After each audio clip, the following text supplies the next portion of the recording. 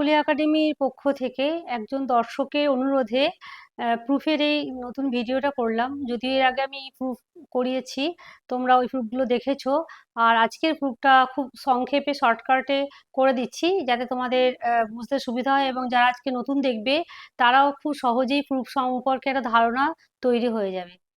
তোমরা একটু বোর্ডের দিকে দেখো, দেখো উপরে লেখা আছে, বোর্ডের উপরে লেখা আছে পাণ্ডুলিপি। পাণ্ডুলিপি অর্থাৎ ম্যানুস্ক্রিপ্ট।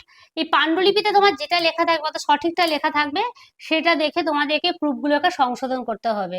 তো আমার নামের বানানটা এখানে লেখা আছে কাকলিনাথ। অনেকে হয়তো দীর্ঘ ইউজ করে, কিন্তু আমি হর্ষিকারই লিখি, তাই কাকলি বানান কয়াকার ক লয় হর্ষি নতুন একার থ, এটা পাণ্ডুলিপিতে লেখা আছে। এই নামটা দিয়ে আমি প্রুফের বিভিন্ন নিয়ম এর উপরে প্রয়োগ করে আমি তোমাদেরকে শেখাবো। খুব সংক্ষেপে শেখাচ্ছি, তোমাদের আশা করি ভালো লাগবে। তো কাকলিনাথের পর দেখো এখানে কি বানানটা লেখা আছে, ব চলে এসছে, ক হতো কিন্তু। তো কি করব এখানে আমরা, তা বটা কেটে দিয়েছি, বয়ের পরিবর্তে এখানে দেখেছো ক লিখে দিয়েছি। আর একটা দেখো এখানে লয় হস্যিকারটা নেই, তা কোনো কিছু যোগ করতে হলে যে চিহ্নটা, সেই চিহ্নটা এখানে দেওয়া হয়েছে, এর পাশে এটা হস্যিকারটা দিয়ে দেওয়া হয়েছে, তাহলে হস্যিকার হয়ে গেল, কাকলিনাথ হয়ে গেল। আর একটা কি হয়েছে এখানে কাকলিনাথ দেখো আলাদা আলাদা তো না, পদবী আর নামটা আলাদা থাকবে, কিন্তু একসাথে হয়ে গেছে, একই মাত্রায় হয়ে গেছে। তাই কি করেছি এখানে কোনো কিছু বিচ্ছিন্ন করতে হলে যে চিহ্নটা সেটা আমি দিয়ে দিয়েছি, দিয়ে একটা হ্যাশ চিহ্ন দিয়ে দিয়েছি, তাহলে এটা আলাদা হয়ে গেল।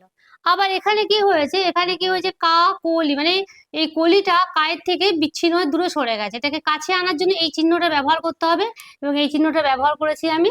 এবং আরেকটা থয়ের জায়গায় ত হয়ে গেছে, তটা কেটে দিয়ে থ লিখেছি, মানে এই 4 নম্বর কাকলিনাথটাতে দুটো ভুল ছিল। আরেকটা দেখো কাকলিনাথের ল বেশি চলে এসেছে, কোনো অক্ষর বা শব্দ যদি বেশি চলে আসে তাহলে তাকে ডিলিট করতে হয়, এই জন্য আমরা এখানে দেখো ডিলিট করে দিয়েছি, ডি লিখে দিয়েছি।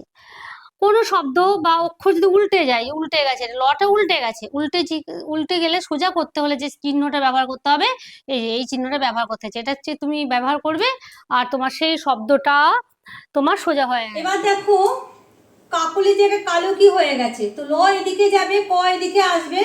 আমরা ল একটা এরকম সব মানে সাইন ব্যবহার করলাম, আর এখানে টিআরএস লিখে দিলাম, হয়ে গেল।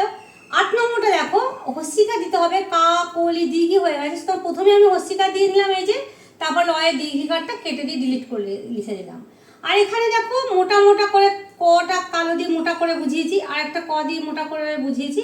এটা নর্মাল হবে, যে নর্মাল লিখলাম বা F2 লিখলাম। যদি উল্টোটা হতো, যদি এটা ধর নর্মাল হতো, যদি বোল্ড যদি মোটা করতো তাহলে বোল্ড লিখে দিতাম, তাহলেই হয়ে যেত। আর একটা ব্যাপার 10 নম্বরটা দেখো, একটা ক ছোট করে উপরে, বা যদি এটা নিচে থাকতো, মানে অসমান্তরাল যদি হয়, সমান্তরাল যদি না হয়, লেখাটা এলোমেলো যদি হয়, তাহলে সমান্তরাল চিহ্ন দিয়ে এই যে তোমাকে বিষয়টাকে সোজা করতে হবে। আজকে যে ভিডিওটা তৈরি করলাম একজন দর্শকের অনুরোধেই করেছি। তোমাদের যদি কারোর কিছু এটা অনুরোধ থাকে, বা তোমাদের জানার ইচ্ছা থাকে, বা তোমাদের বিষয় তোমাদের আমাদের কাছে দরকার থাকে, তাহলে তোমরা অবশ্যই আমাদেরকে কমেন্ট করে জানাও, আমরা সেটাকে পরিপূর্ণ করার চেষ্টা করব। আর আমাদের ভিডিওগুলো ভালো লাগলে অবশ্যই আমাদের চ্যানেলটাকে সাবস্ক্রাইব করে রাখবে। আমাদের চ্যানেলটার কথা তোমরা তোমাদের বন্ধুদেরকে বলতে পারো বা শেয়ার করে রাখতে পারো, আর ভালো লাগলে অবশ্যই লাইক করবে।